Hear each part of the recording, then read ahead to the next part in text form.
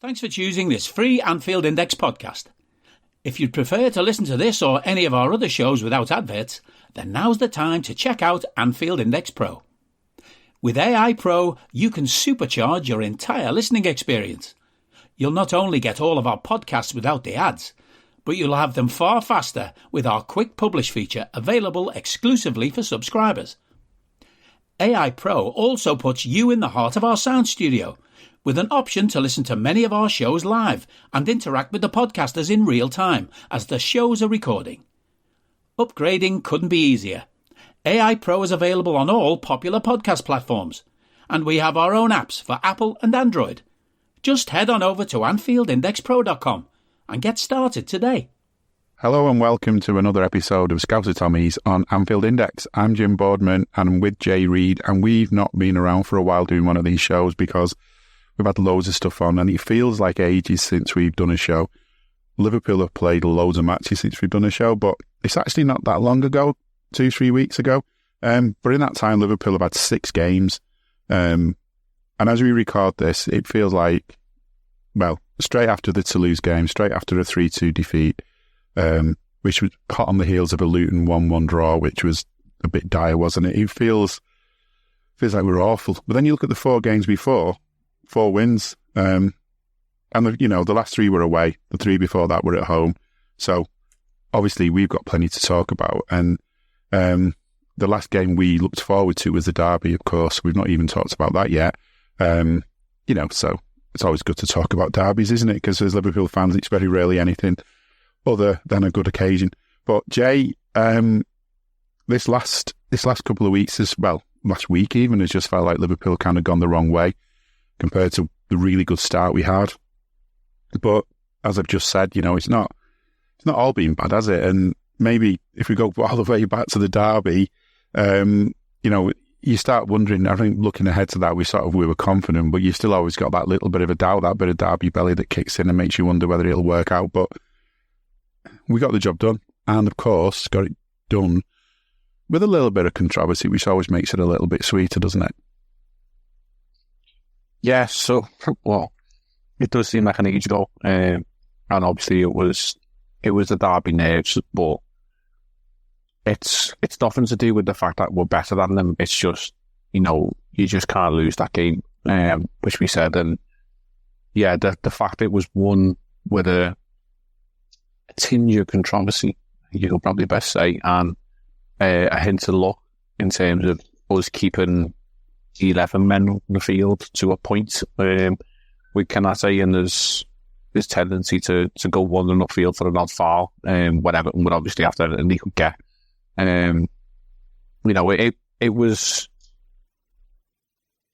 the games that won't be remembered for many reasons, but it was the fact that we got the job done. Thinking back, I've got to check who scored. Salah, didn't it? Salah got both. So we got a 10. It was the handball, wasn't it, when we probably should have had a penalty earlier on for the foul on Diaz, who was having a lot of joy down there. Their right-hand side, obviously, was the reasons Ashley Young was sent off, was because he's about 46 and trying to play a Premier League right-back position, and Diaz was just roasting him. But yeah, we got the Salah penalty, and then it was, a late break on. It was kind of reminiscent of last season. We got a break. Núñez broke down the field, picked the right pass, and they laid in Salah for the goal, and we went into the Saturday afternoon, jubilant as always, and give them plenty to moan about. And the arrival to work on Monday morning was interesting, to say the least. Plenty of smiles on the red side and plenty of grimaces and angry faces on the blue side, but it was not to be expected in terms of what they were going to, present with their case for why they lost the game and whose fault it was this time. But I guess in the end, quality showed through. And yeah, looking back to what was that 3 weeks ago, as we probably look at it tomorrow, things did seem all rosy in the garden, even, the few games after that. But yeah, the last 2 games obviously were coming off the Toulouse defeat yesterday. And obviously that that performance and everything else that happened at Luton, it does just sort of cloud your judgments, and it kind of now feels as though this weekend at home to Brentford is vital in terms of getting the points on the board, which we probably should have expected we would have from the Luton performance, the Luton game, which the performance didn't deserve much more than the point we got, and give us that feeling going into the international break of positivity, because if we don't beat Brentford, 3 on the spin in games that we probably all would have highlighted on the calendar as wins, isn't really a feeling you want to be carrying for 10, 12 days until you play again.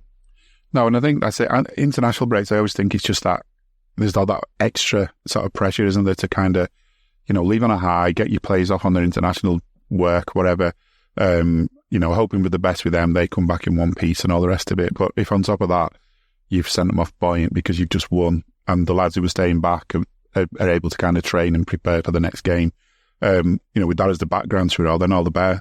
The other thing I was just thinking with Everton is it's funny, right, how in that game they'll point to the referee. Dyche got booked, and it was obviously, not a great game for them. Plenty of controversy.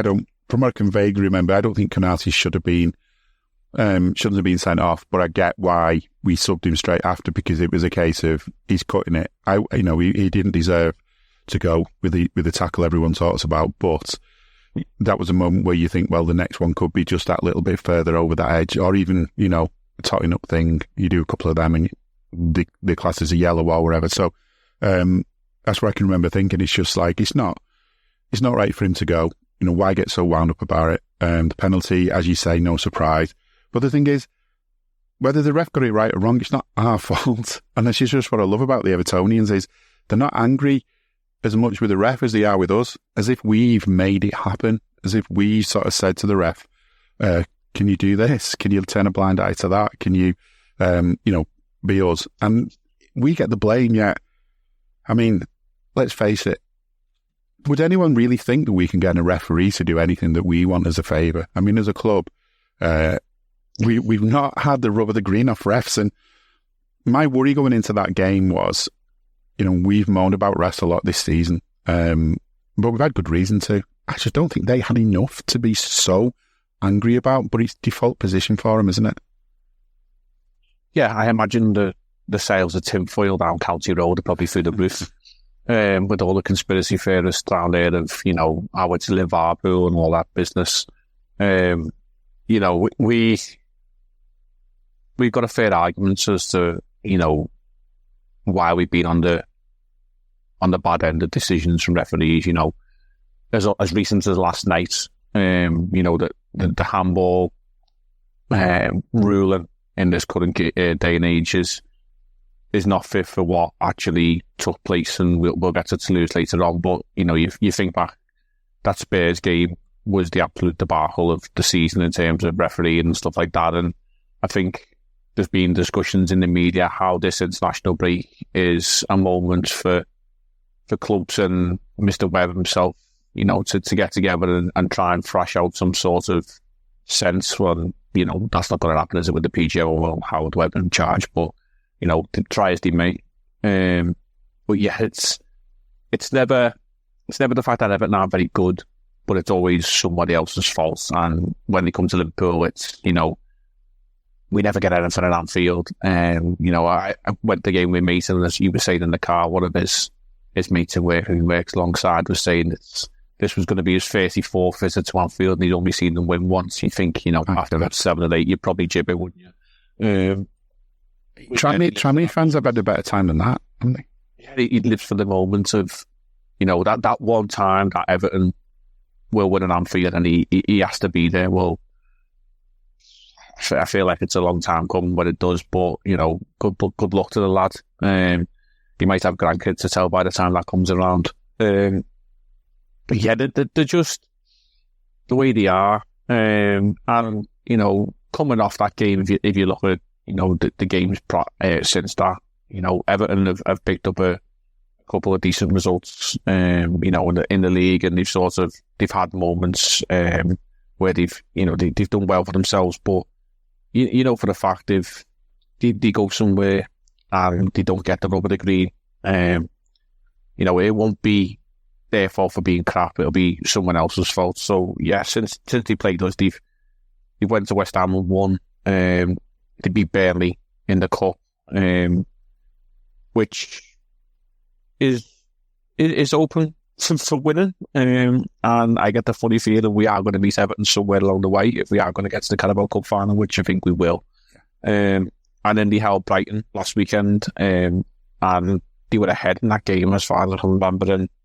And Brighton got a late goal 80 odd minutes on, and Ashley Young, of all people, was the goal scorer. You know, just to compound, you know, is a good start to his Everton career. But yeah, that's, you know, just ended, you know, just their sort of, their form is that, you know, the lad who got sent off from a derby goes and scores an own goal, and he could have had 3 wins on the spin there, but, you know, it will happen. But yeah, in recent weeks, they're in positive, buoyant moods. I think they got the derby sort of defeat out the system pretty quickly because they're that used to it, aren't they? It's like, you know, you got a bit of an upset tummy, but, you know, once you've got rid of it, you sort of forget all about it, and, you know, it'll come back again. You know, you'll always get an upset tummy again, and you'll always lose an Anfield again. So it's just one of them things. You live and you sort of get on with it, and the week passes, and, you know, you get back on with life. Yeah, I'm not sure they ever get back on with anything other than looking at what's going on with us. I'm sure they have more fun watching us lose than they do watching their own team win. Oh, they revelled in our defeat last night, 100%. Yeah, and that's it. And, you know, we lost in a competition that, end of the day, we'll go on about it in a bit, but, you know, end of the day, it wasn't the worst fixture to lose, as in, sorry, no pun intended, but it wasn't the worst fixture to not win in when you've already done so well as we have in this tournament this season. And it's a tournament that they are nowhere near getting into. You know, it's not that long ago. They were crying with us about us maybe taking their Champions League place back in 2005. Then we didn't. And then that referee took it off them instead. And that's such a long way away for them now. They've sort of, you know, this is where they were sort of aspiring to. They're always looking at us, always wanting to match us, always wanting to try and be better than us. They don't kind of look at anything else. We're the sort of yardstick for them to look at. And by doing that so much and then constantly sort of not looking at what the real problems are, they've ended up slowly working their way down the table. To be fair to them, you know, they might even survive this season without having the big dog lifting relegation pyro moments at the end of the season. You know, that's been the highlight of the last couple of seasons. But they've definitely gone right down from where they used to be. And a lot of the time they've sort of moaned about managers. In the end, after they've given up moaning about us because they've realised that we only play them twice a year, so it can't all be down to us. They start having a moan about the manager in the end, even if you did shout at Klopp once or whatever else it might be. But then eventually they start turning on the boardroom, and it feels like that side's still not sorted for them. And they've just lost someone out of the boardroom who, to be fair to him, I would say has always had, in his own way, the club. He's loved the club. He's always wanted to do the best for the club. It's just that sometimes, as we found with David Moores, to be fair, that sometimes the person who wants to do the best for the club isn't always the best person to do it. And I'm talking about Bill Kenwright, who passed away shortly after the derby. So he kind of like toned down how much sort of laughing we could do with Everton. But I suppose a bit of time's passed now and that. And the two things aren't connected. But it's a sad time. Obviously, they've lost him. We're still waiting to hear on the takeover. We're still waiting to hear on this FA sanction stuff. It feels like their problems are a long way from being sorted. Even if they do decide to, even if they do survive this season, I still feel like they're a long way off getting back to that team that could be arguing with us about who should get the Champions League place. Yeah, I think, you know, it was sad timing. It was never a good time for any club to lose such a pivotal figure. And yeah, I think the comparison you made with David Moores and what he done for Liverpool, unfortunately he sold us to a couple of Cowboys, but that wasn't, you know, his fault. He thought he was doing the right thing because he couldn't take us any further, you know, financially, and the game got too big. You know, gone are the days of the local businessman done well, buys local club, and keeps them running. And, maybe lower down the system, there might be, a couple of clubs who can sort of do that. You look at sort of like maybe non-league football or whatever. But in this day and age, football's a business. And as much as Bill Kenwright was a businessman, he was not a global businessman. He's a national businessman in terms of his successes, with Everton, and obviously stage and screen sort of work as well. But it wasn't a nice time, obviously, straight after the derby, and you couldn't revel in it. But I think it was very, very poignant and very touching that, that was, I think, the Monday or Tuesday after the derby, and we played Toulouse in our home game of the Europa League on the Thursday. And I don't know how it was seen on TV, but obviously I was at the ground, and about 7 or 8 minutes before kickoff, it was obviously an announcement around the stadium, and they did play Here Heavy, He's My Brother, and there was a 3 minutes of applause from all corners of the ground for Bill Kenwright. When that's where football, it then just is remembered. It's just a game, that we go and take part and enjoy and watch. And we always said, it's 90 minutes, or in these days maybe 112 minutes out of your life, every 3 or 4 days, or every Saturday or whatever, and it gets you away from reality. But when something like that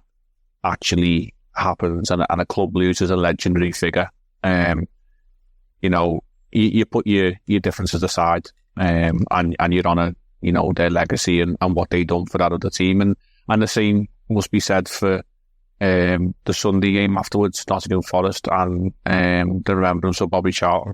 Obviously a Man United huge figure as well.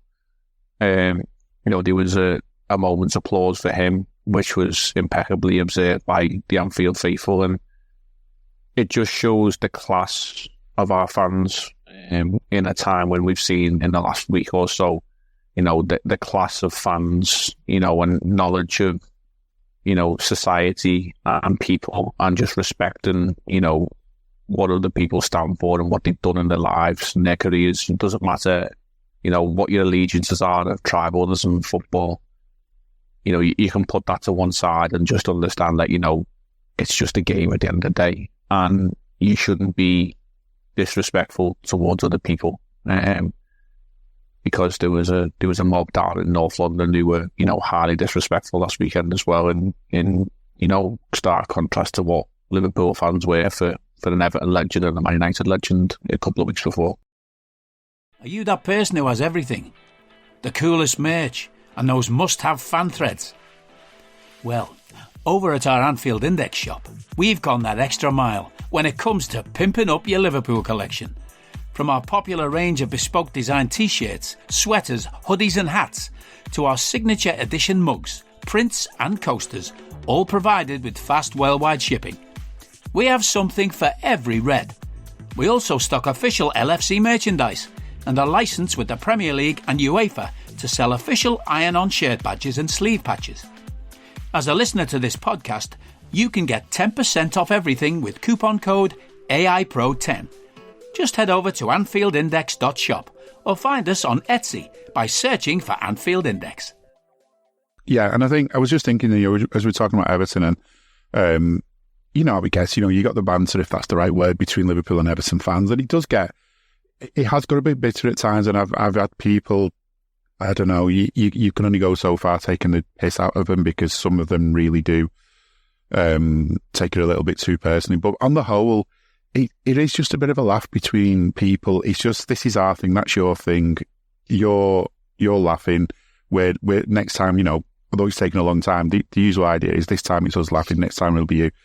And any of those sort of blues that you kind of have this sort of, I wouldn't say argument, but these exchanges where the truth is, if anything happened to either of you, that there was a sign that one of you needed some help with something, whatever it might be, emotional support, financial, some advice, whatever, someone to come and bail you out of some situation, anything at all, is that the way it is that sort of stuff's forgotten. You'll get helped out, and then there might be a bit of piss taken afterwards. once it's all done. But there'll be no messing, because I think that the thing in Liverpool is the overriding attitude to other people is that if someone needs your help, you give it. You don't wait to be asked. You just give it. It just feels like that's the instinctive thing to do. And, in that sense, it wasn't a surprise that the way... Well, the reason that song was played was because it was the whole thing about Liverpool and Everton being together over Hillsborough. The whole city got affected by that. But, and you'd like to think that if it'd been the other way around, we'd have been the same with them. But in reality, I just think the way people in the city are is, give and take the odd fringes, that we tend not to be knobheads, we tend to kind of care about other people. And it doesn't really, I genuinely think, if someone from Manchester just happened to be around needing some help, they'd get it. It's just that, generally speaking, in Liverpool, it's Liverpool and Everton fans you bump into. And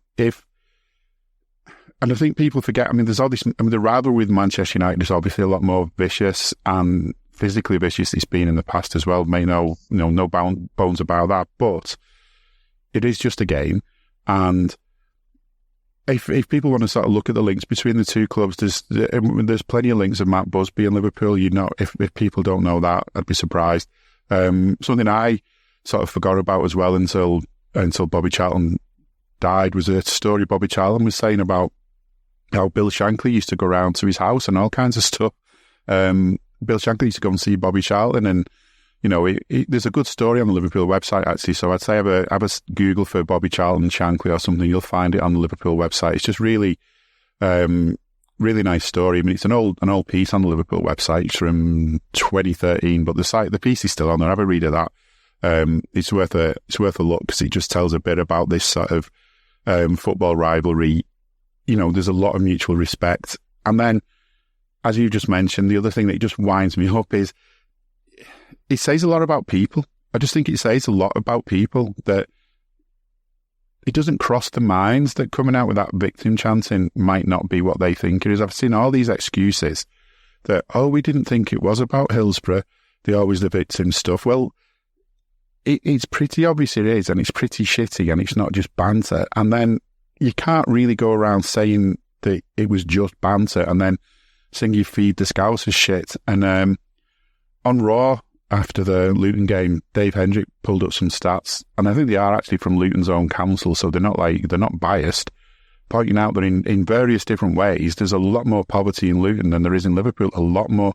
There's still too much in Liverpool. There's still too much in this country that, the current government have not done anything to alleviate that situation. They've just made it worse. But, rather than singing all this stuff and being so sort of nasty all the time and so privileged, and I think this is what they're doing. And I think the thing that got to me, I think more than anything, is you and me both know that as Liverpool fans, we're lucky to have the club on our doorstep. We're lucky that all we need to do is get a ticket, which I know it doesn't sound any, we still a lot to do to get a ticket, but all we need to do is get a ticket. We can get there for buttons. It costs us buttons to get to the ground. We can do it and still do other things at home that day. But getting the ticket is expensive, and there's a certain amount of privilege. And I know you're the same as me. You're glad you've got that chance to go to the game. You're glad you've got that ability to do it, geographically, but financially as well. And to be sat in a football stadium where you maybe paid 50 quid to watch a game and to mock people who were too poor to put food on the table, I just feel like it says a lot about the kind of people sitting in that football stadium and what kind of people they are. Yeah, that was probably the most loud I've heard a fan base. Now, it could just be to do the fact that, Luton's ground looks like it was built out of wooden timber and sellotape, and, put together. Makes Goodison look high-tech. It does. I know that Luton are punching well above the weight, and let's be honest, if they manage to stay up, they wouldn't be lasting long next year, but I imagine they go down, and I can't see when they'll be back up in the top place, because they're way, way, way out of their league in terms of what they're doing.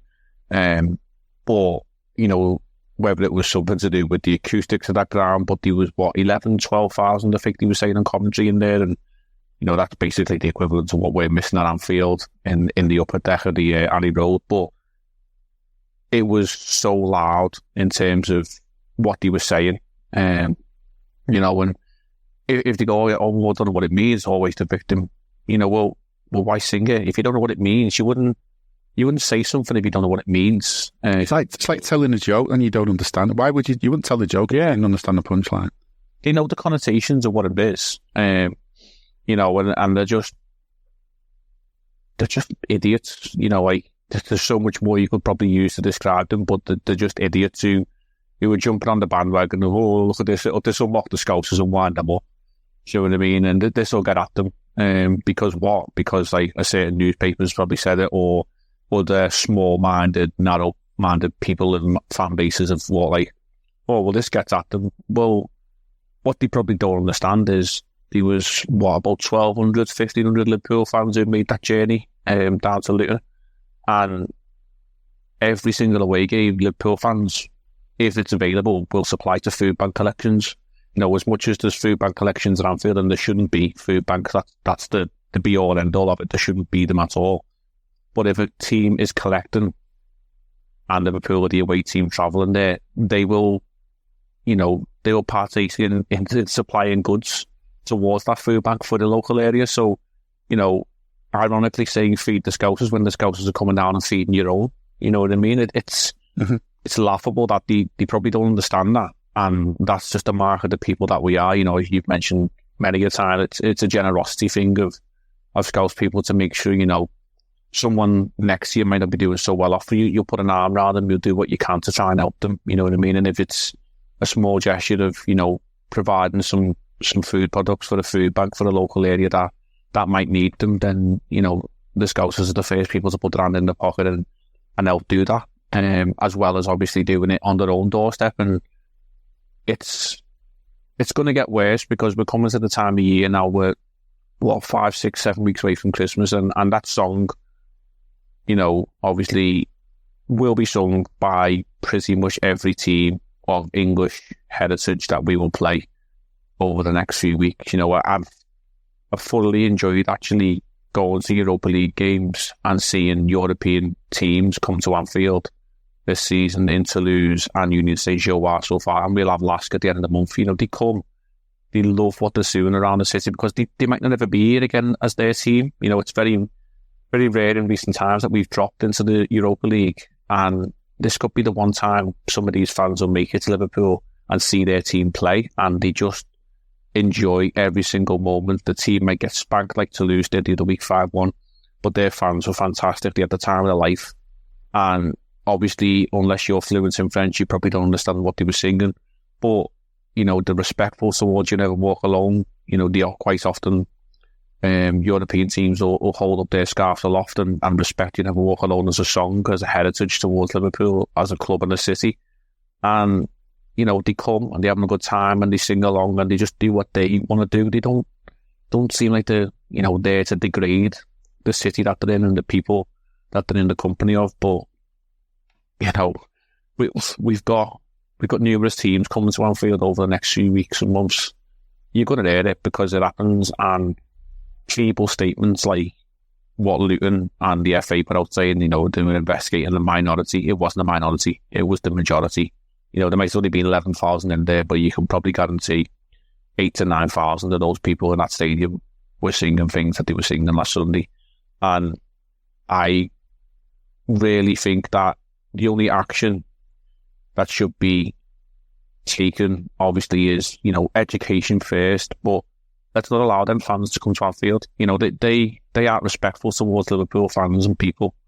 So stop them coming to Anfield, and only then they might start to learn, you know what, this isn't right, you know, it's wrong what we're doing, and we're punishing our own club by not having a travelling support, and we're punishing ourselves by not being allowed the opportunity to go to such a good stadium and go to such a good city and enjoy ourselves. And maybe then we might start seeing signs of education, because feeble statements and, you know, and measly fines, if ever they get put out, are not going to change anything, because it's happened for years and years, and now is the time for change, I think.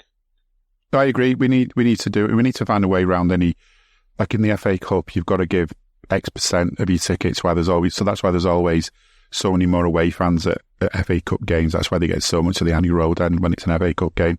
Find ways around that. I mean, probably the worst thing to do, but, you know, quick idea off the top of your head. If you've got to let them in, charge them an absolute fortune to come in and give all the extra money over the top of the normal ticket price to some local charities or something.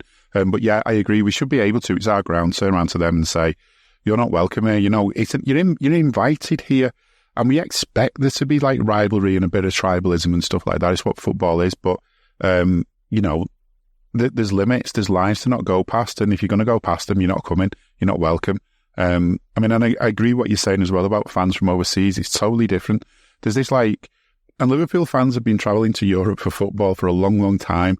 And there's been so much sort of, you know, when you see before a game, a European game, the two captains used to sort of swap one of those, do they call pennants, those sort of triangular flag things, with each other before the kick-off. And then, you know, that get taken off and stuff. And you'll still see some of those in Liverpool's museum, the LFC's museum. But off the field, there were Liverpool fans and local fans exchanging cultural information, if you like, with each other, you know, swapping bits and pieces and so many stories to tell. And okay, yeah, Liverpool fans can get a bit boisterous, and so can any group of football fans, but there was, generally speaking, always some good-natured fun went on in the cities that we visited as fans. Yet it's totally different when it's domestic football. I can remember being in the press box for a Europa League game a good few years ago now, probably when Rodgers was here. And I can't remember we were playing the Italian team. You never walk along, started singing, and all the journos are getting up with their phones and their iPads or whatever, how long ago it was, filming. You'll never walk alone from the cop, just for themselves. This wasn't, you know, this was before the time that you used to get journalists sticking stuff on Twitter throughout a game and stuff. I know that happens more now. At the time, it didn't really happen, and that's what they were just respectful of it, and they weren't the only people I saw being like that. Yeah, in this country, it's just so different. And if there's one club do deserve to have the fans not allowed into other clubs because of what they do, it's probably Luton, because I can remember in the 80s they didn't want any Liverpool fans or anyone else's fans in their ground to watch them play on that plastic pitch. So, yeah, they've gone really down in my estimation. They weren't very high, but I had hopes for them coming up into the top flight and all this time. To be fair to them, they did eventually put some kind of apology out, which was wholeheartedly to apologise to anyone offended by the chants. Said they were extremely disappointed. And the manager, Rob Edwards, has apologised today. He said he wants to apologise as well. We don't condone that chanting, of course. There's an investigation going on at the moment. And he must have been asked if he had any message to fans, and he said, well, go out tomorrow. We want them to bring a noise, but let's be good and respectful. That's because they're playing Man United at Old Trafford tomorrow, Saturday. And as he mentions, it's Remembrance Sunday and then Bobby Charlton's funeral on Monday. But again, you know, your manager is in a press conference before a big Premier League game. You know, your second massive Premier League game of the season, because you did think playing us was a massive game. You know, that I've heard them say that. You've got another one now, and your press off and your manager's having to talk about your chanting. You know, you're bringing shame onto your club. You know, you should be ashamed. And the other thing, just as my really sort of last word on it probably is for now, is not all Luton fans are going to be knobheads. Not all Luton fans are going to be horrible. A lot of Luton fans will be disgusted by that. And, you know, you need to educate your fellow fan then, don't you? You know, that's the thing. If you were at Anfield and you heard someone chanting something shit, what would happen? I mean, I've heard people sort of say something that's shit at Anfield that maybe someone who's not a local, whatever, doesn't realise. What happens instantly? They get told, don't they? Yeah, I mean, even to the point of our last home game was my God, was it Forest? Yeah. I mean, I'm confused. As you said, it's been 3 weeks, but we've had half a dozen games in that time. So yeah, I was at the game, and two people down from me, there was a couple of German fellas who were in the car to see the game, and I only grasped they were German at half time, with all due respect, because they got the Mönchengladbach scarves and flag out and were singing German songs, and when I asked for a photo, which obviously was completely duly advised, and give them one. But about 15 minutes into the first half, I could smell like cigarette smoke, and you're thinking, where's that coming from? And it was him, like with the having a little smoke in the cop, because you can do that, obviously, in Germany on certain stadia. You can drink within view of the pitch, which is totally different conversation in itself. But I tapped him on the shoulder and was like, no, not there, please, mate. He's like, okay, I'm really sorry, didn't understand, sorry. And couldn't be more apologetic, because it's just a respect thing. And, it would happen anyway. If there was someone, as you say, saying things out of turn, you get a tap on the shoulder and like, not at that round here, mate. Like, nip it in the bud, sort of thing. And you'll get a warning. And, if it happens again, then I can imagine you'd probably be told to leave. And yeah, it's sad that we constantly have to deal with this.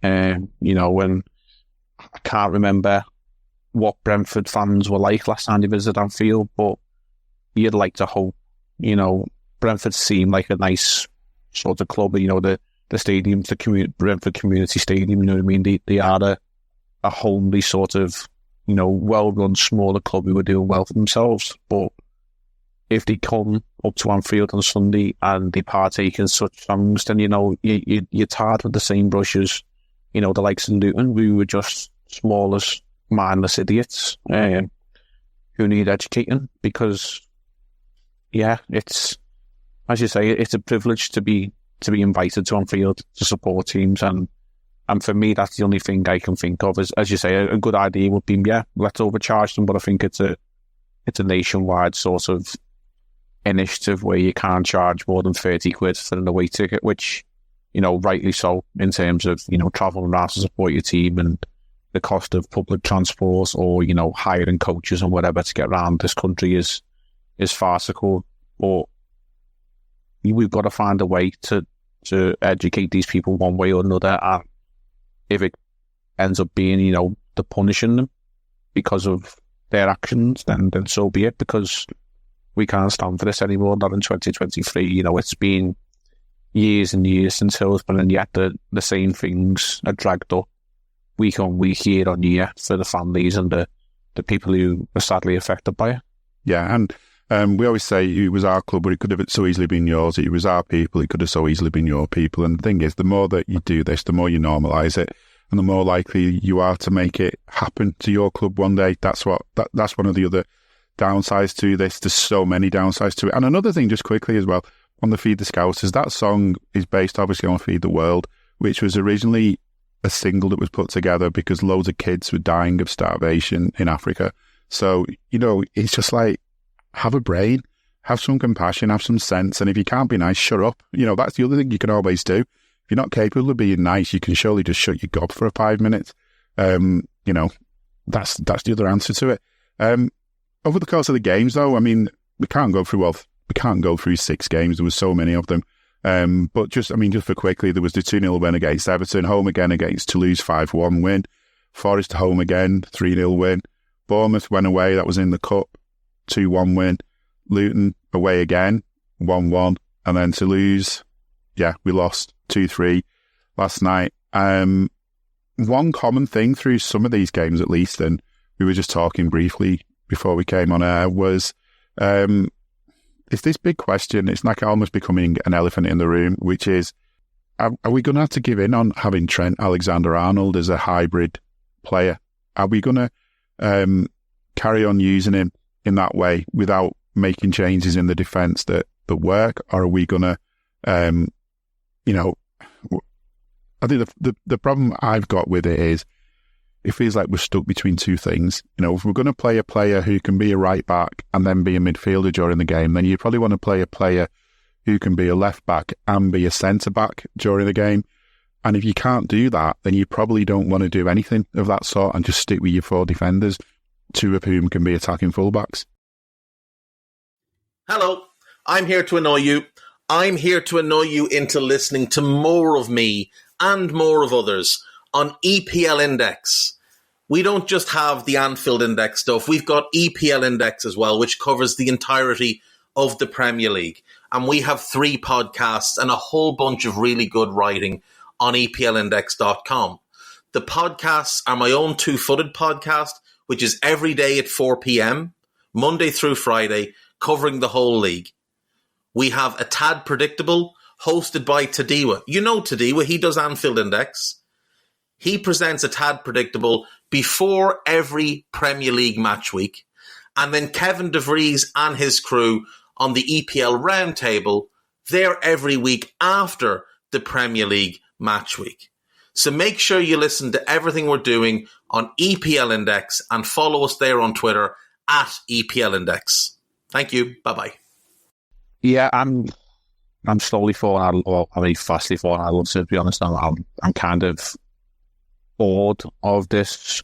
It's not even experiments anymore. It's just setup. And I just think we're hindering ourselves in so many sorts of ways by playing Trent where he is. So I've not got the exact sorts of statistics to hand in terms of, is he being more creative, or, you know, is he more sort of dangerous in what he's doing? But on the eye test alone, you know, it doesn't feel as though we're getting all we can out of Trent. You know, he's got a wonderful right foot. You know, many would say, you know, he's technically probably one of the most gifted players we've got in our team and across the league, what he can do with a football. And he may well feel as though he's more suited to a midfield role. But with our current personnel availability and the way we're setting up in games, I feel as though we're hindering ourselves in other parts of the field. So it goes without saying, obviously, we're short of a true defensive midfielder, and a defensive midfielder in the Liverpool teams of what we've seen over recent times has tended to do all the dirty legwork and, you know, fill in for the fullbacks and whatever. But that's when Trent was a right back and Andy Robertson was left back, and we were raiding down the wings and stretching the pitch. But we're making things so narrow by starting Trent in the middle of the field. We're playing a de facto back three. And as we saw last night in the Toulouse game, you know, Kostas Tsimikas isn't a back three defender. You know, that's plain and simple. You know, his strength is getting wide, getting the ball out of his feet and whipping across it. Not trying to be, you know, a hybrid left back centre half. If we had a left-footed Joe Gomez, absolutely perfect for it. But we couldn't be deploying Joe Gomez there, and he can do a role.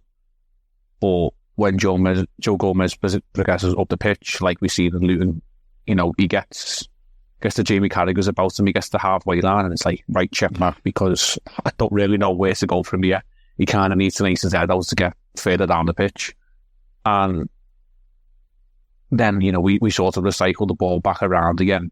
And with the midfielder we've got in the right side of the ball now, Dominic Szoboszlai, he likes to drift inside and, you know, play more narrow than what we were getting with the likes of Jordan Henderson, who would actually voluntarily go quite wide. And Mo Salah likes to come inside because he's left-footed on the right-hand side. So we're making ourselves really, really narrow. And I found in times watching us from standing behind the goal in the Kop, we are so narrow as a team, and you just think, like, we're struggling to break teams down in the first half of games. Go wide right, you know, make the pitch wide.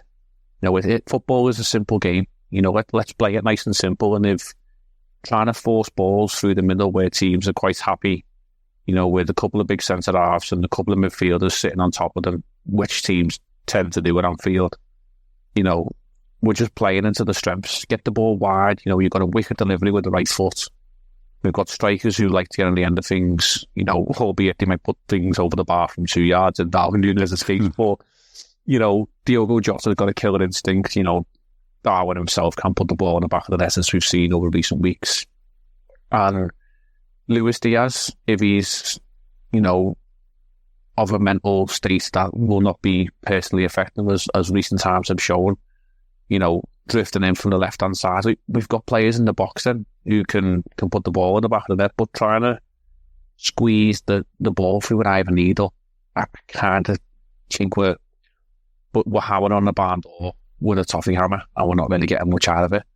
I would like to see us just go back to basics, even within games, and 15, 20 minute spells, and say, right, Trent, you're wide right. as a fullback.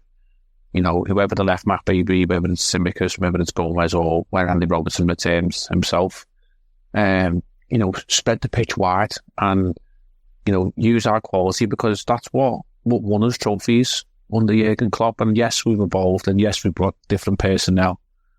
And, it was called for in terms of the midfield that was aging, but I feel like we're really forcing an issue now, and it's becoming quite predictable, and teams are very, very quick to figure out how to play against us.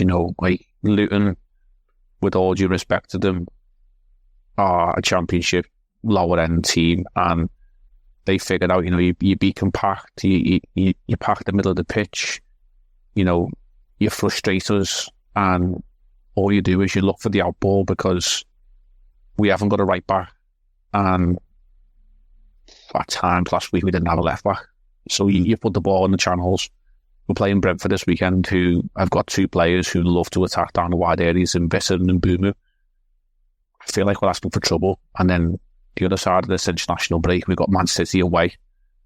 12:30 once again must be added. But just don't revel in joy of that game if we're going to play this setup.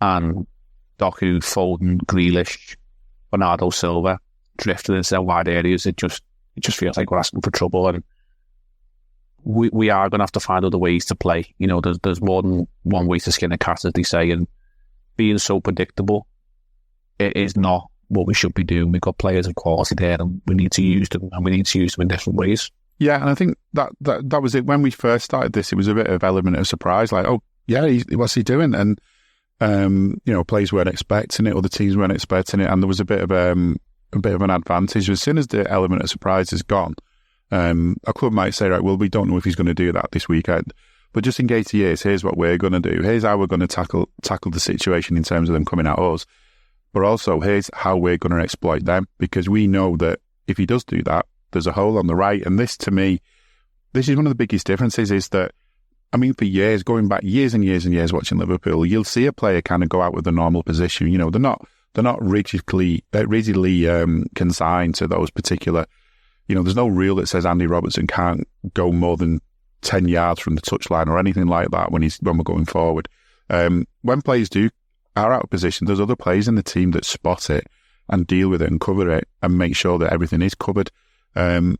But when Trent goes to the middle, it doesn't really happen. It just sort of, I don't know, it just doesn't seem to kind of be a thing where if he suddenly went to the middle unexpectedly, that wasn't his normal role, there'd be an instant thought from another player, right, Trent's gone to the middle, right, let's make sure we're sorted on that side, let's make sure we're ready on that side in case there's a counter or anything. And it doesn't seem to happen. It's just a different approach. And I agree, some of the plays, putting Costas, you sign a new deal, and since then he's had some terrible form, but maybe that has got something to do. I think it has got something to do. Don't know what that was. He has got something to do with being played in the wrong way. The thought that comes to my mind is I just can't imagine John Arne Riise being used as an extra centre-back and it ending well. The whole thought of it doesn't work. And Costas is, if you're going to compare him to what kind of player he is, he's more John Arne Riise than any sort of left-sided centre-back kind of player who could play in both roles. And I think as well, if we're going to play Gomez and two other central defenders at the back, then, you can maybe have one of the other central defenders covering on the left and Joe can be more to the middle or to the right. There's other ways of doing it, but this idea of just having him, it just doesn't work. I'm totally with you on it. And I think what we're doing as well is we're making Costas lose his confidence. Every day that he has a bad game is going to affect him. We're weakening Trent, in my view. Play him in one. By all means, play him in midfield if you think there's a role there for him. But otherwise, play him where we've always played him and let him play to his strengths. Don't have him in this halfway house thing where it's just going to be over time that's going to wreck his confidence as well. We see McAllister being played in his role as the sort of the nearest we've got to a defensive midfielder. Again, we're lessening what we've got with him. We're starting to ruin that player almost. There's still time for it to be turned round, but it just feels like, we've got all that talent and we're just using it so badly. And I'd forgotten. I can't remember the last time I'd seen a toffee hammer. But you're right. We're using the wrong tool for the job. It's just annoying because, as you rightly put, like, McAllister's coming in for a lot of slack, and it's not his fault because he's being asked to do something that he's not equipped for. He's what? Let's be generous to McAllister. He's 5'10" and probably 11.5 stone wet through with a wet t-shirt. And he's being asked to, challenge players of 6'1", 6'2", like 13 stone athletes who have got pace, and that's, with all due respect to Alexis, again, he's not blessed with a turn of pace. He's blessed with a turn of pace in the brain. His football brain is highly intelligent than most. But we're asking the lad to do a lot, and the same with Endo. We brought Endo in, and he was. He's come from Stuttgart. He was lauded as a solid system in the Bundesliga, and the Bundesliga isn't the same caliber as the Premier League. Just ask Harry Kane. He's banging in hat-tricks like the golden eye fashion. Doesn't even need penalties all the time. I know, like he's putting himself up there for the Ballon d'Or if he carries on. But the German league to the English Premier League is a step up, and Endo's finding the pace just a little bit too fast. So with a body light in there, going into this weekend, we're missing a McAllister through suspension, tactical yellow cards, some may add, against Luton last week to make sure he's back for Man City. It could well be mentioned, but, we are where we are. Curtis Jones has picked up another knock. I don't actually know what the severity is, but I think it was mentioned by Klopp a few days ago in his pre-Toulouse match press conference that Man City is probably when he'll be back, which isn't ideal, because I do think we've missed him massively. Gravenberg had a knock, which was why he didn't go to Toulouse. Who else are we missing? Thiago. I think he's got a sponsorship deal with the physiotherapist, or he's doing something that involves a lot of medical research, and he's not actually being a footballer. Young Stefan Bajcetic seems to be picking up these niggly little knocks and bumps, and it's taking him a while to get back fit.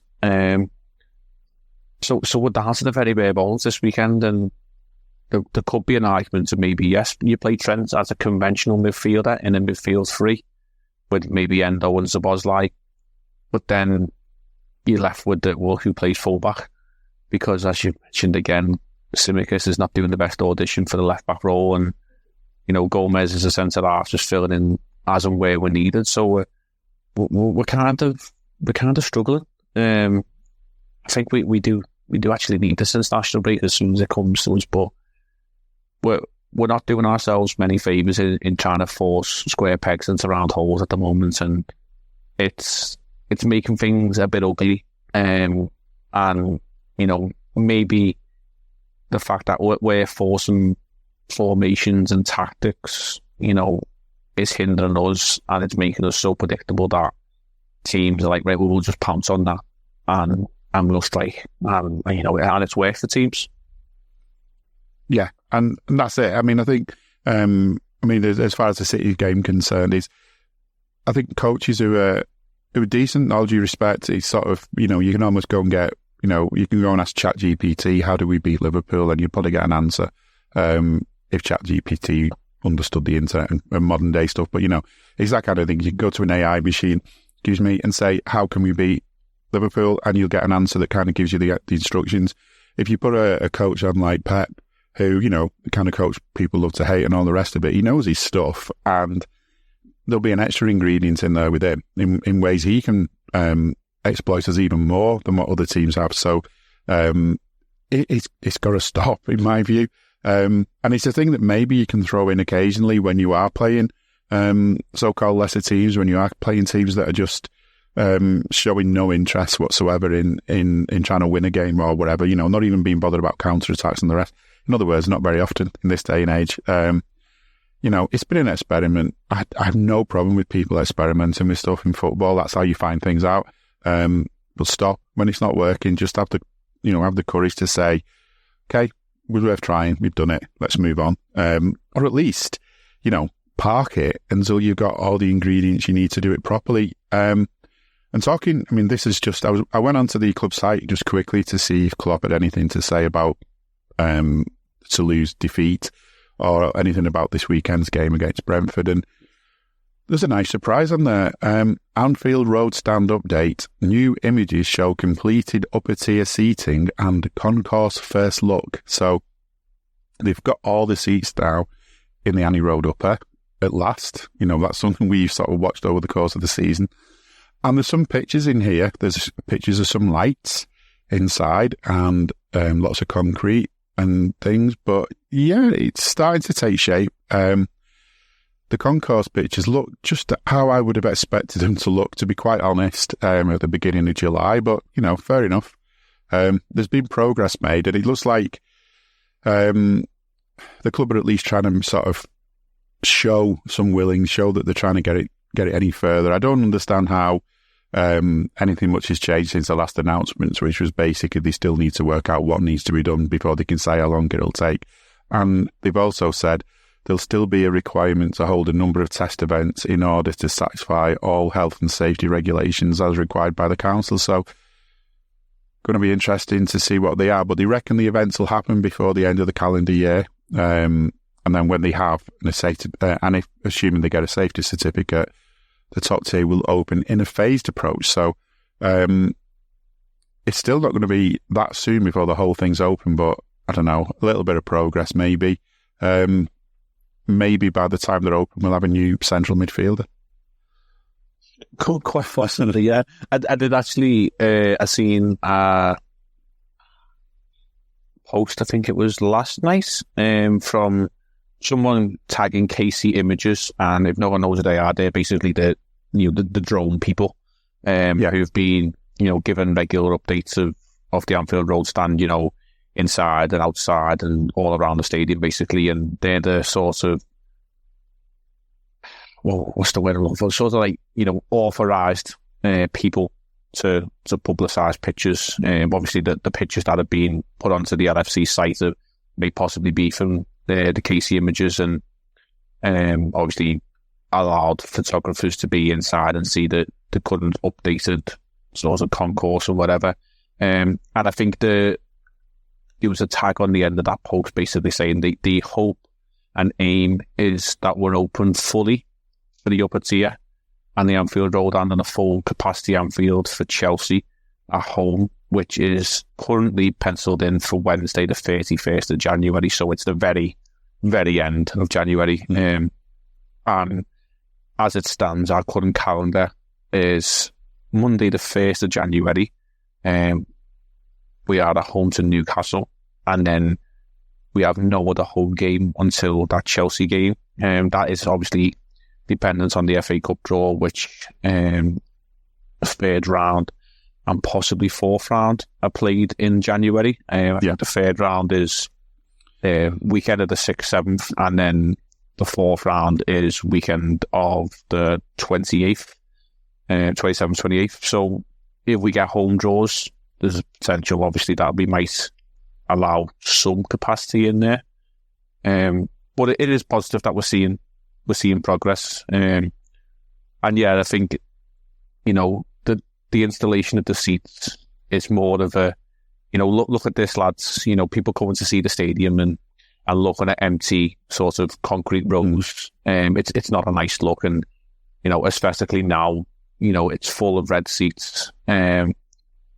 It does look a lot more pleasing on the eye. Obviously, what's going on underneath still needs a lot of work and touching up and finishing off to do. And I'm sure the club are doing everything they can to make sure that happens. But yeah, aesthetically, going to the ground this weekend, it will look a lot better for anyone just to see that it's full of nice shiny red seats rather than rows of, concrete. I don't need a VPN. I've got nothing to hide. This is what I used to tell myself before I hooked up with LibertyShield.com. Not only is my home internet now fully encrypted, but I can now access all the websites I want, whenever I want, and do so from absolutely anywhere. As a Liverpool fan, I love to know I can now watch every match, regardless of whether it's on UK TV or not. My Liberty Shield VPN makes sure nothing is blocked and guarantees me super fast streaming speed throughout that match. You can get connected right now with their software package, which includes a 48-hour no-obligation free trial and instant access to their apps for Apple, Android, Fire TV, PC, Mac and Android TV. Or go a step further like I have and get one of their pre-configured VPN routers. These small but powerful devices allow you to easily connect every device in your home to VPN, making it the perfect solution for smart TVs, Mac boxes and games consoles. Visit libertyshield.com today and use coupon code AIVPN25 to get 25% off at checkout. Yeah, I mean, that's it. Just to underline how good our month or whatever, our few weeks has been, Mo Salah won Player of the Month, Premier League Player of the Month, I assume. But a lot of the goals that he scored at Anfield or whatever, you see the highlights and it's there in the background, isn't it? Whichever end you score at, they sort of there in the background at some point in one of the replays. The empty seats, the empty spaces for seats. Empty seats is what you see in the background. Let's not name them. Somewhere will be a 12:30 in a couple of weeks. Yes, that's where the empty seats usually are. But I agree. I mean, cosmetically, just handle things better, and we didn't handle the whole thing well with how we sort of sold tickets for a game that we weren't sure. We could not argue that we were sure we were going to be able to give people seats for. But it's a start. That we're sort of realising that we've got to sort of, think a bit more about what things look like as much as anything else, and just put a bit more thought into things. So I'm glad they've sort of got the idea to say let's stick some seats on. And well done to everyone who's done them. Hope they're all well sorted and there's no one left us any traps, no blues working on it, leaving any little traps or anything. But I'm sure we'll hear stories soon of some Everton shirt that's been buried in the concrete. What usually happens. Looking ahead, that game is against Brentford. It's not a game that we should be worried about, but as you pointed out to me in the week, we're back to the old topic, and this sort of ties in a little bit with last night's loss against Toulouse. Certain guy from Wigan's going to be involved, isn't he? Yes. The deadly duo of Mr. Paul Tierney and Stuart Atwell, if I remember rightly. I think, was it Spurs last season was the last time we've seen Paul Tierney. He seems to have a weird connection with us in Spurs games. He was the referee who sent off Andy Robertson but not Harry Kane down at the Tottenham Stadium a couple of seasons ago, and he was the referee which basically tipped Klopp over the edge at the back end of last season in a game that we obviously eventually nicked after Diogo Jota broke Richarlison and Tottenham Hearts and ran down the other end and scored. But yeah, I suppose on one hand we're going to have him at some point, and I'm trying to take a very small positive out of a very terrible decision to have him in charge of the Liverpool game, is that at Anfield this season we have been very good. We've had a few struggles on the road, but at Anfield we've just tended to deal with our own business and get the result, and fingers crossed, it goes as straightforward can possibly be in a home game against Brentford, who are a tricky team to play against, but the least amount of controversial decisions that fella's got to get involved in, the better. But it's Paul Tierney, and if the game is going swimmingly, he will insert himself somehow and make himself the villain of the piece, because that's just who Paul Tierney is. He won't have far to travel home. Greater Manchester isn't that far away from Merseyside, so yeah, I'm sure he'll have a quick journey back home, and he might catch the Manchester City Chelsea game, in which case he'll probably wear his Chelsea hat for that one, because why would he want Man City to win when they're the rivals of his supposed beloved United? Yeah, but you know what? He might be one of the glory hunter ones who's like starting wearing the City shirts now instead of the United ones because they're doing better. And if he wants to get the trainer, I've not got it in front of me now, but there was something on Liverpool Lime Street's Twitter account. I mean, train stations have Twitter accounts now.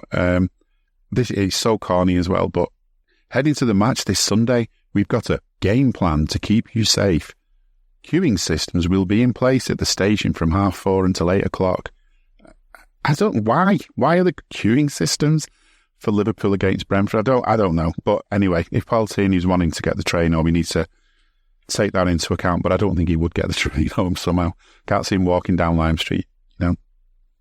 Don't think he'd last, would he? Let's be honest. Yeah, he's one of them. And yes, again, you know, we are in the situation where we don't want to be discussing the man in the middle, but you know, we probably will be. I think it was best summed up by, you know, Anthony Taylor's last 10 days of refereeing, where he made an error and was relegated for a weekend, and you know, half a weekend. Didn't he do wasn't he fourth official for our game? Yes, so he was a referee for the Preston game. I can't remember for the life of me who they played on Saturday. Fourth official for the Liverpool game at Luton, and then he was awarded the Champions League game in midweek. You know, so much for the punishment for doing bad at your job that, you know, you're given an easier weekend in terms of going down to Preston and, you know, not having to deal with the vitriol of Premier League stadiums, and you get a little jolly up in Europe somewhere. You know, it's not too bad, is it, being a ref? No. I mean, he's probably gutted that he couldn't get another jolly, you know, join the Saudi Arabia jolly train or wherever the other ones like to go to. But, you know, it's a start. But I think though last night PGMOL got a favour done for him just briefly at the end. I mean, Liverpool were awful, did not deserve to win against Toulouse. In my view, they went into the game sort of half-hearted, almost thinking the job's done. Doesn't really matter this one. It felt a bit like that. Certainly that's how they played. But right at the end, there was a chance for a young lad. You know, he's come through from the reserves, from the academy this season, really starting to make a name for himself, looking like a real player for the future. And he steps up, Kwanzaa goes and scores the equaliser, the undeserved equaliser, let's be honest.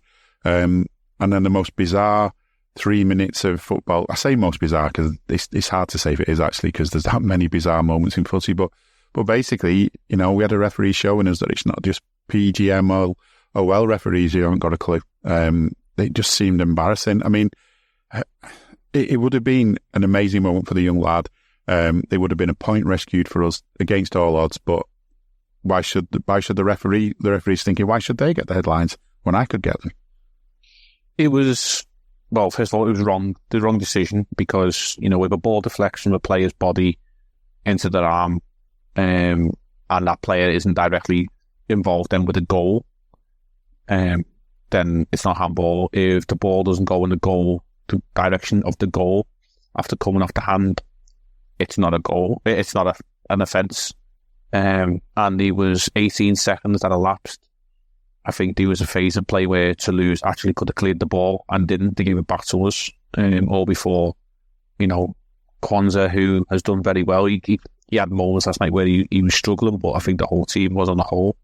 You know, what a moment that would have been, rescuing the points and getting your first goal for the club on a European away day. It would have been, you know, one to tell the grandkids about, as they say. But it was the circus around, you know, VAR clearly give the instruction to the referee to award the goal, and it was very clear on the television. He pointed to the semicircle, whistled, yep, that's a goal. And then he seemed to turn round and face the benches. Now, I might have to borrow some tinfoil from an Evertonian here, but it looked as though the Toulouse bench was of the direction of his eye line. And then all of a sudden, you can see he mouths the word handball. And he's like, oh, what, there was a handball? I should have been checking for. And all of a sudden, he trots over, like, checks his earpiece and trots over to the monitor, and he's once again presented with a still image, you know, seed completely planted in this fella's mind of Alexis McAllister's arm and the ball, next to it. And, that's all we needed to see. And he wasn't stood there for 18 seconds watching how much of an effect it had on the rest of the play, whether it was in the same phase or anything either, was he?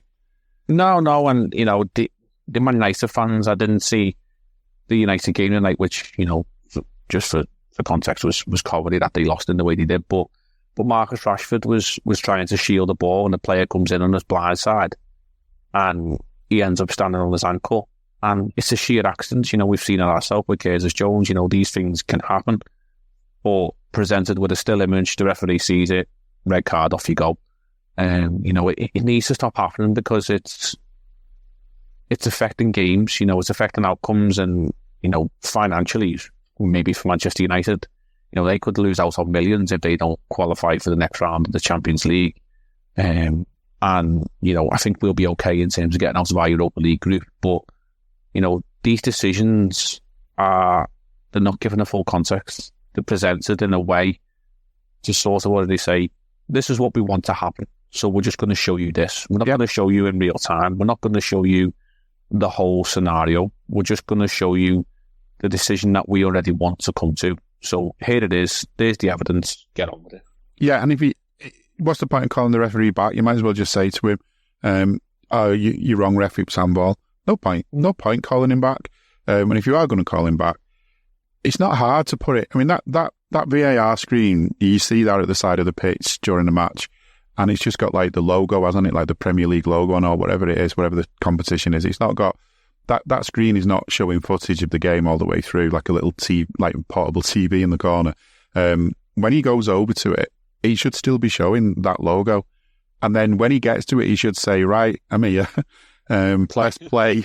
And the pressing play should be real-time views of the same incident, with him able to say, can you show me from the other side? Can you show me from a bit further back, a bit further forward? But the initial view, and I'm pretty sure this was what was said about VAR anyway, the initial view should definitely be in real time, because, let's face it, a lot of the time the ref will have seen this incident, but from where he wasn't sure.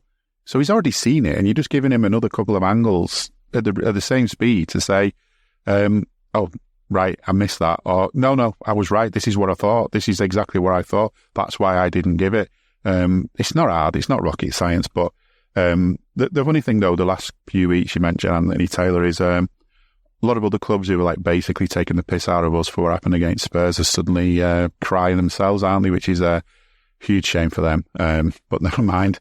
When they say things even themselves out, it's a load of nonsense. But one thing I will say is that, don't laugh too much at other people's misfortune, because of the chance it'll happen to you.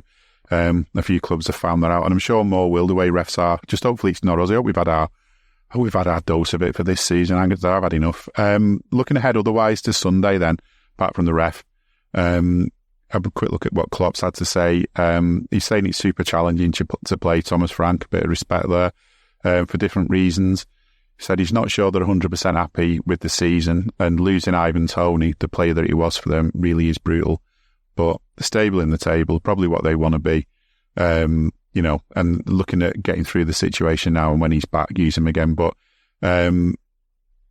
he said he's saying it's well organised. Had a few problems in the season, I would say, to get used to the game without Ivan. But when you look at the table, they're in the middle with a tendency towards going up. So he's bigged them up quite a bit. He's saying it's always interesting to play them, difficult as well. So again, I mean, a lot of it's respect, but there's part of me thinking we should be actually saying that going into games now. We should be saying, you know what, these are going to be hard, so we've got to have everything ready. We shouldn't be going into a game like you never ever expect to see us going against. I mean, when we play City, no idea how that game's going to turn out. But I'd be surprised if we didn't see 100% from every play the second they step foot on the pitch. Against Brentford, we need to still do that, but we seem to play against teams like this in a sort of like, we go on at 50%. We've just got to get out there and, especially after the last couple of games, get out there from the off, get the crowd on the back. Don't wait for the crowd to get you going. You get the crowd going from the off. That's the way we're going to win games this season, surely. It has to be. I've never understood how, we can be so different from game to game. And if anything, the last two games that we've had this week have He's shown, the mentality of complacency that we're just, we're better than these and we'll get through it. It's not worked. That should be rammed down the minds of these players in, today, as Friday as we are, and, Saturday and going into Sunday, that, you might actually be better than these players, but go and prove it, because if they want it more, they're going to take it. Luton proved, at times they wanted it more. They won more challenges. Last night against Toulouse, they played a bit cagey the first 20, 25 minutes, but then they thought, what? We can have a go at these, and they come out second half and flew at us. And, we brought better quality players on, and we looked worse. So no game is a given. You've got to go out there. It's an honour to play for Liverpool, and you've got to prove that you're worth the shirt. And we've always said it, like, the effort is what's appreciated at Anfield, and we need to see that on Sunday. We need to see 100% from every single player, starting 11, and any of those that come off the bench. Because this game will be easy, and yes, Klopp is very respectful towards Brentford and Thomas Frank, because they are a very good, solid team. They're set up very well, and they do a lot of good things. So I can see it being a tough game, but I'd like to hope that we come out on top. And just in reference to VAR, before we finish, if you want to know how to deal with VAR, just go and search Iago Aspas, former Liverpool player, VAR, and watch his reaction to last weekend. Right, I will do. Definitely. Just quickly on Klopp again. He was asked he was asked about Endo, about his adaptation to the team, and also if Trent might be a midfield option moving forward. Without reading everything he said about Endo, he's basically saying, look, players need time to adapt, and he's sort of, he's defended him, he's done a good job, etc. He's fitting in. There's still things he needs to do.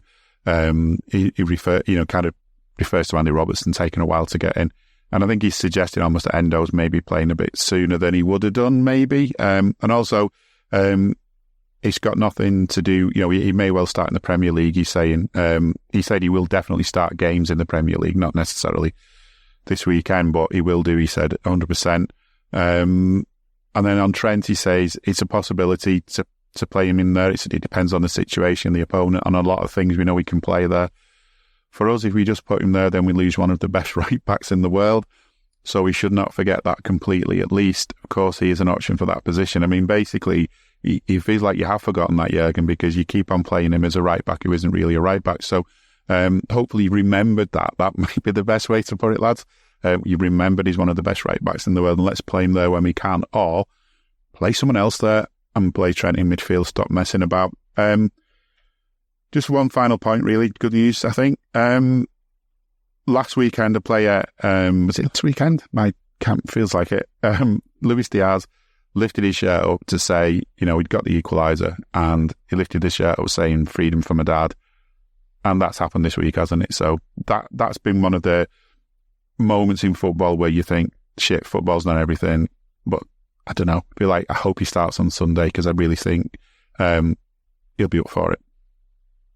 Yeah, I think that was a touching moment last weekend when, not last weekend, the weekend before, when the situation had transpired that his dad had been taken. Yeah.